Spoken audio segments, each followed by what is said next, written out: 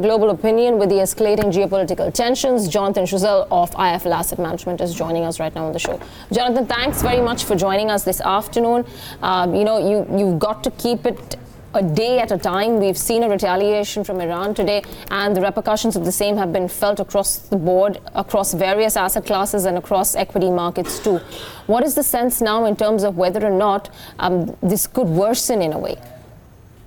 Yeah, look, I mean, obviously a day is a very short time frame to try and fully analyze and work out what might happen with this situation. Clearly, it's been brewing for some time. But obviously, if you just look across the globe, look at most global markets, US, etc., we are at or very close to all-time highs on equity markets. So, I think the reality is, the markets have been building in a fairly optimistic scenario about a recovering global economy, about a trade deal with the US. And I guess those forces are still very strong at the moment. So, we take it a day at a time from a geopolitical perspective. I think perhaps markets are being a bit too optimistic about that whole scenario, the geopolitics side, but let's see. So in your assessment at this point, equity markets is still an investable play? I mean, it should not defer you from making investments even at current levels across the board, be it India or be it other emerging markets. Do you see equity flows still picking up strongly? Yeah, so if you look at emerging markets in particular, obviously they had a very strong December.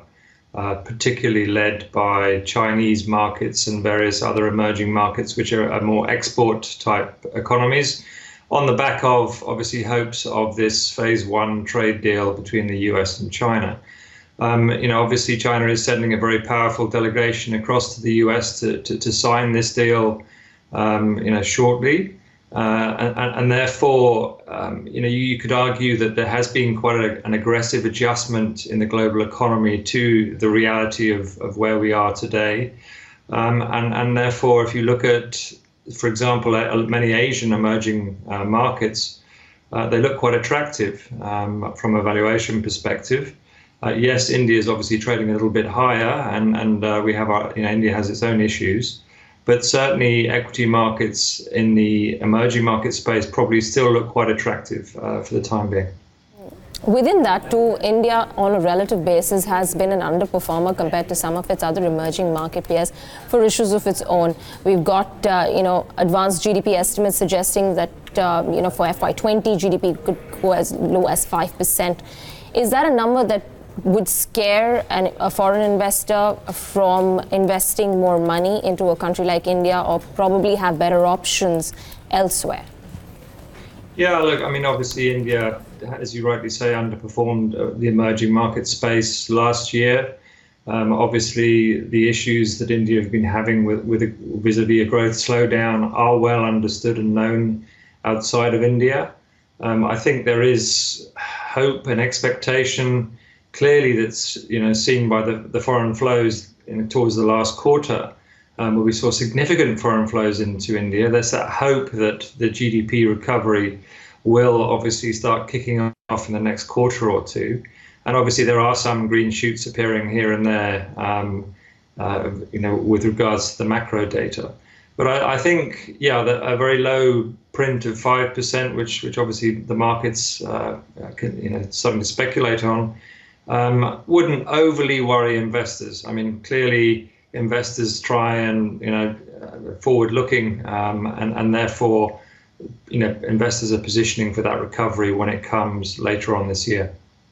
So what should the focus be, Jonathan? While obviously noises across the globe are present, does one from an India-focused approach only lay eyes on what is the earnings potential, how companies are growing here, and what kind of growth projections do we have, or something else? Yeah, absolutely. So I think the key, and the key that's been very frustrating for people who look a little bit deeper into India in an emerging market context, is that lack of earnings recovery. We've been going on for how many years now with effectively an earnings recession in India. And last year was no different. And then obviously every year the street starts off with a fairly optimistic number, and then as the year goes on, you see cuts to that number. And I think unfortunately this year will be no different. I think you would see a substantial increase in foreign flows into India if the earnings came through. The reality is we all know that the earnings for the upcoming quarterly season will be dominated by the banks, so they shouldn't be too bad. But I think what people will be looking for is a more broad-based recovery. That's probably not going to be possible, in the upcoming earnings season, but probably next earnings season, investors will be looking to see a recovery in the more domestic plays in consumption, et cetera, et cetera. That's not just driven by discounting, and those other factors. So, India is a market where people see a lot of potential going forward, and I would agree with that. But I think there is some frustration that this earnings recession that we've been in for so long doesn't look like it's going to recover anytime soon.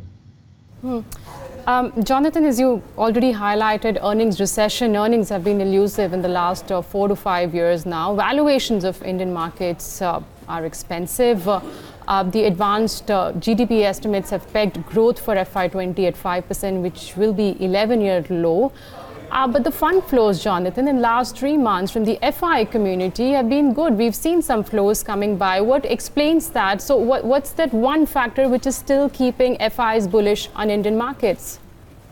Yeah, I mean, to my mind, and I haven't seen the data exactly, but I think it's more of a reflection of developed money, developed market money coming into the emerging markets group as a whole, and clearly India, which is just under 10% of obviously the index, will get its fair share of that flow.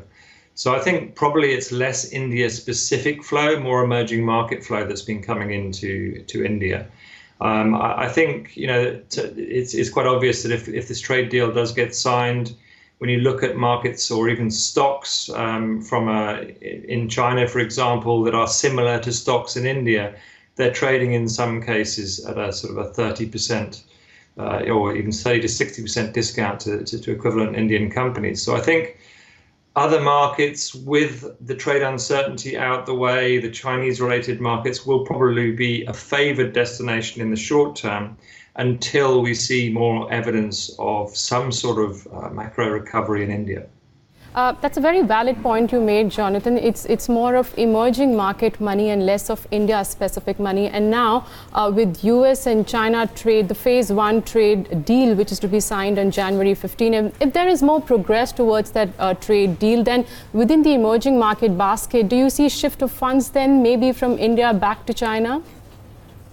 I think it's entirely possible. I mean, clearly India, when in the midst of all these trade uncertainty, India was held out as a beacon of stability, not very export or very, very un-export dependent, and very unreliant on China. And so, being predominantly a domestic story.